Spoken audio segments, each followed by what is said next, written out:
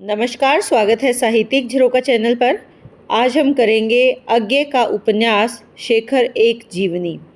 देखिए, हम सब जानते हैं कि अज्ञे एक बहुत ही प्रसिद्ध हिंदी साहित्यकार के रूप में अपनी पहचान रखते हैं।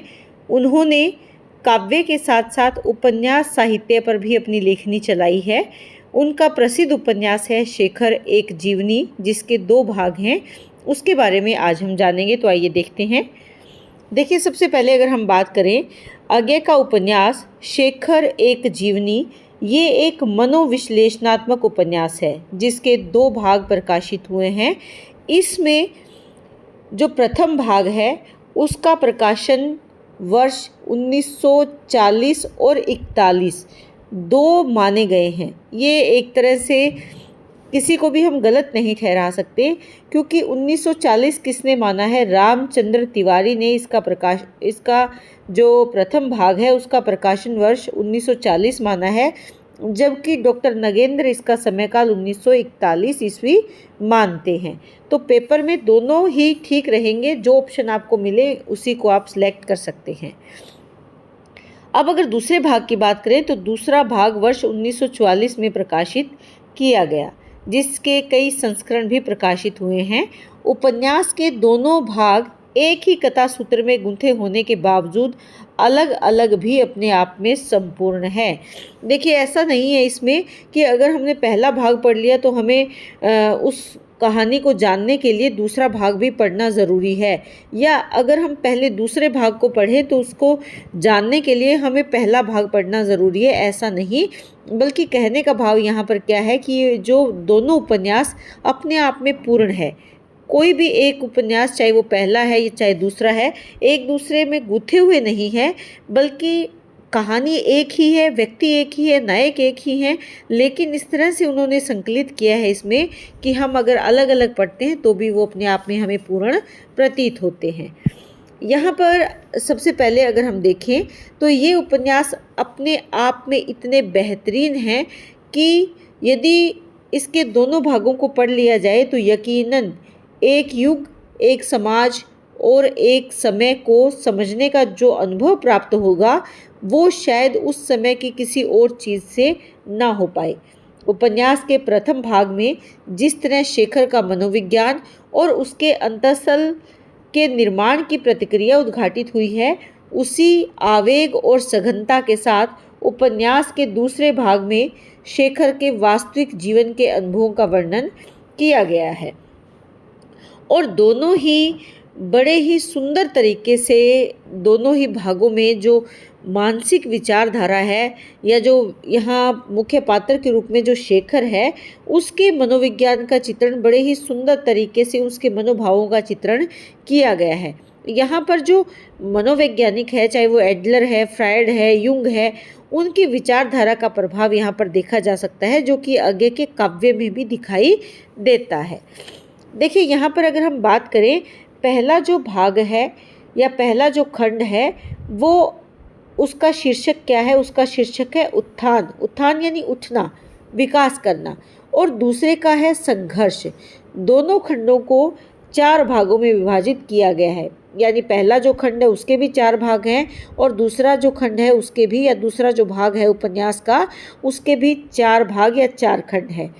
इन 8 भागों में से 7 में 2 सामान्य शब्द हैं जो संयोजन क्या जोड़ने का काम करते हैं, और वो शब्द क्या है?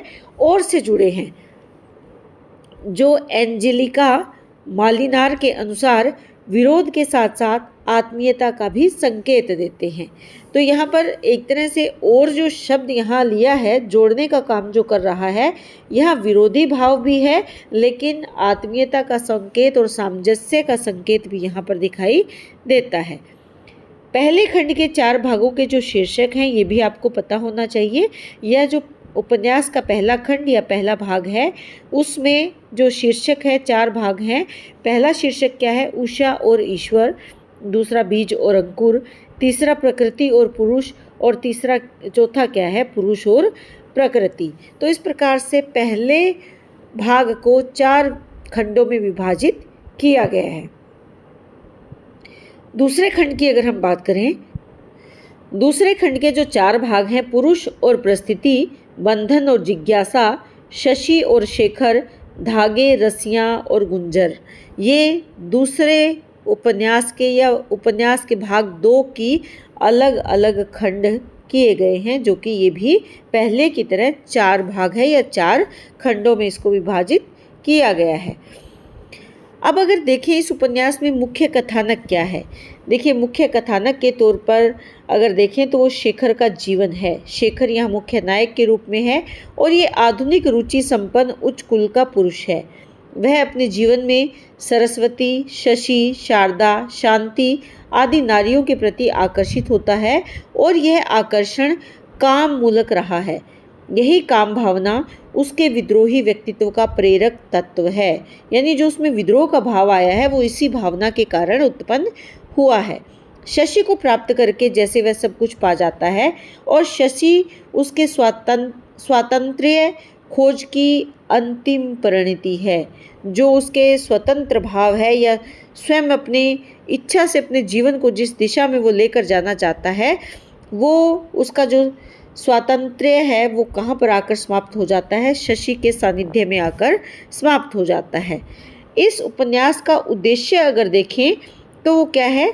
व्यक्ति स्वातंत्र्य की खोज, यही उद्देश्य है और स्वयं अज्ञे ने भी इस बात को स्वीकार किया है। वो कहते हैं कि शेखर परिस्थितियों में विकसित होते हुए एक व्यक्ति का चित्र है और उस चित्र के निमित्त परिस्थितियों की आलोचना भी होती गई है। स्वातंत्र्य की खोज ही शेखर का जीवन दर्शन है। कुछ विद्वान ये भी मानते हैं कि ये जो उपन्यास है शेखर एक जीवनी, ये स्वयं अज्ञे का ही जीवन है या उनकी आत्मकथा कह सकते हैं, लेकिन अज्ञे इस बात से इनकार करते हैं। लेकिन फिर भी कहीं न कहीं इस उपन्यास में अज्ञे के जीवन का प्रतिबिंब भी झलकता हुआ दिखाई देता है। यहाँ पर अगर मुख्य पात्रों की बात करें तो इस उपन्यास में अनेक पात्रों को सम्मिलित किया गया है, जिसमें सबसे प्रमुख पात्र कौन है? शेखर है। ये उपन्यास का नायक है, विद्रोही स्वभाव का है, कुंठित है और सेक्स भाव या काम भाव से ग्रस्त है। उसके बाद शशि यहाँ प्रमुख नायिका पात्र के रूप में या स्त्री पात्र के रूप में है। ये शेखर को पूर्णता प्रदान करने वाली है। शशि शेखर की रिश्तेदारी में कह सकते हैं मौसेरी बहन है, लेकिन फिर भी दोनों में एक अंतरंग संबंध है। सरस्वती शेखर की बहन है। शारदा ये मद्रासी परिवार की लड़की है। हरिदत्त शेखर के पिता हैं। विद्यावती ये शशि की माँ हैं और शेखर की मासी हैं। देवनाथ ये विद्यावती के पति हैं। प्रतिभा शेखर से जंगल में मिलने वाली एक लड़की है। इसके बाद जीनिया शेखर के घर की आया है। तैमूर ये शेखर के घर का कुत्ता है। कमला शेखर की सबसे छोटी बहन है। शांति शेखर के घर के पास रहने वाली लड़की है। सदाशिव, राघवन, देवदास ये सभी शेखर की समिति के सदस्य हैं। कुमार ये शेखर के मद्रास के हॉस्टल का एक मित्र है, जो मद्रास हॉस्टल में जब शेखर रहा करते थे तो उस दौरान उनसे मुलाकात हुई और उनके मित्र बन गए। तो ये कुछ प्रमुख पात्र यहाँ पर हैं। इनमें जो स्त्री पात्र हैं उन सभी के प्रति शेखर के मन में कोई न कोई भाव रहा है। यहाँ तक कि अपनी बहन सरस्वती के प्रति भी वो आकर्षण का भाव बताते हैं। ये इस बात को स्वीकार कर लेना या इस बात को प्रकट करना प्रत्येक व्यक्ति के बस की बात नहीं, लेकिन शेखर का जो बाल मन है वो किस प्रकार आकर्षित हुआ या उसने किस तरह के प्रश्नों से अपनी दुनिया की प्रारंभ किया, ये इसमें बखूबी दिया गया है। शेखर का जो बालमन है, वो जो बाल्यावस्था का जो जीवन है उसमें अनेक प्रश्नों से घिरा हुआ उसका बालमन है और उन प्रश्नों की तलाश शेखर को हमेशा से रहती है। जैसे जीवन क्या है, मृत्यु का क्या है, एक बच्चे की उत्पत्ति कैसे होती है, इस तरह के प्रश्न हमेशा शेखर को बेचैन करते हैं और उसकी यही बेचैनी उसमें विद्रोही भाव को उत्पन्न भी करती है। इस उपन्यास का जो पहला भाग है उसमें शेखर की जीवनी के उद्देश्य को रेखांकित करके कथा का परिचय प्रदान किया गया है। शेखर को कैद कर लिया जाता है और मौत की सजा के निष्पादन की वो प्रतीक्षा करता है। इस जीवन मरण की स्थिति में शेखर सवाल पूछता है कि क्या स्थिति का कोई और अर्थ है। महत्व की यह खोज उसे अतीत में ले जाती है। वास्तविक जीवनी कथा अगले अध्याय में शेखर के जन्म, उसके बचपन, युवावस्था के साथ साथ मद्रास के कॉलेज में उसके समय और अछूतों के लिए उसकी सामाजिक गतिविधियों के विवरण के साथ कालानुक्रमिक रूप से सामने आती है। यह मोटे तौर पर उपन्यास के पहले भाग की सामग्री है। दूसरे भाग में एक छात्र के रूप में उनके जीवन, अधिक उग्र विपक्ष के साथ उनके जुड़ाव और शशि के प्रति उनके स्नेह का वर्णन है। ये दूसरा भाग शशि की मृत्यु और शेखर की आतंकवादी गतिविधियों में भागीदारी के साथ समाप्त होता है। शेखर एक क्रांतिकारी है जिसे मौत की सजा सुनाई गई है। अपनी फांसी से कुछ समय पहले वह अपने जीवन पर विचार करता है। वह सामाजिक विद्रोह और भावुक प्रेम की अपनी यादों को याद करता है। शेखर का जन्म देखिए याद करता है, यानी पुरानी बीती हुई बातों को वो यहाँ पर स्मरण कर रहा है। तो ये जो उपन्यास है ये फ्लैशबैक शैली में लिखा गया है, यानी पुरानी बातों को याद करके उनको स्मरण करके उस पर आधारित ये उपन्यास है।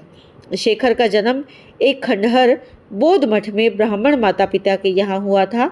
उनके पिता अपने परिवार को अपने साथ लेकर भारत के एक शहर से दूसरे शहर जाते थे। इस वजह से वह किसी भी स्थान से लगाव बनाने में विफल रहा। इसके अलावा उसके माता पिता के परस्पर विरोधी व्यक्तित्व ने उसके व्यक्तित्व को विभाजित कर दिया, यानी दोनों का जो माता पिता दोनों का जो विचारधारा थी वो विरोधी थी। इसीलिए वह एक अंतर्मुखी युवक के रूप में बड़ा हुआ, बुद्धिमान फिर भी अति संवेदनशील। वह उन घटनाओं पर हिंसक प्रतिक्रिया करता था जिसमें वह असहमत था। अपनी माँ के कार्यों पर विचार करता था। फिर उसने अपनी माँ के लिए गहरी नापसंदगी विकसित की, यानी अपनी माँ के विचार शेखर को ज़्यादा पसंद नहीं थे, जबकि वह अपने पिता की प्रशंसा करता था और अपनी बड़ी बहन को प्यार करता था। धर्म के प्रति एक विरोधी रवैया और सामाजिक भेदभाव और राजनीतिक गुलामी के प्रति विद्रोही दृष्टिकोण भी विकसित किया। एक छोटे बच्चे के रूप में अक्सर हिंसक था, डाकियों और सहपाठियों पर हमला करता था और वयस्कों के आदेशों की हमेशा अवहेलना करने की कोशिश में लगा रहता था। उसने कम उम्र से ही जाति व्यवस्था सहित सामाजिक मानदंडों को अस्वीकार कर दिया। बचपन से ही उन्होंने गुलामी के प्रति तीव्र नापसंदगी प्रदर्शित की, यानी जो उस समय की जाति व्यवस्था है या जो सामाजिक मानदंड थे उसको कभी शेखर ने स्वीकार नहीं किया। कॉलेज में उन्होंने ब्राह्मणवाद की सख्त व्याख्याओं को अस्वीकार करने के संकेत के रूप में ब्राह्मण छात्रावास को हरिजन छात्रावास के पक्ष में छोड़ दिया, यानी जो ब्राह्मणों के लिए छात्रावास बनाया गया था उसका उन्होंने त्याग कर दिया। वह अंग्रेजी के भी विरोधी थे और विदेशी कपड़ों की आग जलाते थे, यानी होली जलाते थे और अंग्रेजी बोलने से इनकार करते थे। वह भारतीय राष्ट्रीय कांग्रेस पार्टी के एक सक्रिय स्वयंसेवक बन गए और अंततः वे एक क्रांतिकारी बन गए। जब वो बम बनाते हुए पकड़े गए थे तो उनको कैद की सजा सुनाई गई थी। शेखर के मन में हमेशा से ही मजबूत लेकिन निराश रोमांटिक भावनाएं रही हैं। शारदा नाम की लड़की के साथ कुछ शुरुआती और गंभीर रोमांटिक अनुभवों के बाद वह शशि नाम की एक युवती से गहराई से प्रेम करने लगा, जबकि रिश्ते में शशि उसकी बहन लगती है। अपने पति द्वारा छोड़े जाने के बाद शशि शेखर के साथ रहने लगी, लेकिन कुछ ही समय बाद उसकी मृत्यु हो गई। शेखर को लगा कि वह उसकी यादों से परेशान है और यही सब उसके जीवन के घटनाक्रम में चलता है। इन्हीं सब बातों को वो याद करता है। इस समय वो जेल में कैद है और इंतज़ार कर रहा है अपनी फांसी का, लेकिन उसी दौरान उसे वो सब बातें, बीते हुए दिन याद आते हैं जिनको इस उपन्यास में अज्ञे जी ने संकलित किया है। तो ये एक उस बालक की कहानी है जो अपनी मानसिक परिस्थितियाँ या मानसिक द्वंद्व से ग्रस्त है, और किस प्रकार उसका प्रभाव उसकी युवावस्था में भी दिखाई देता है, वो इस उपन्यास के माध्यम से हम बखूबी जान सकते हैं। तो उम्मीद करती हूँ कि संक्षिप्त रूप में जो मैंने ये उपन्यास आपको बताया है, ये आपको बहुत अच्छे से समझ में आया होगा। बहुत बहुत धन्यवाद।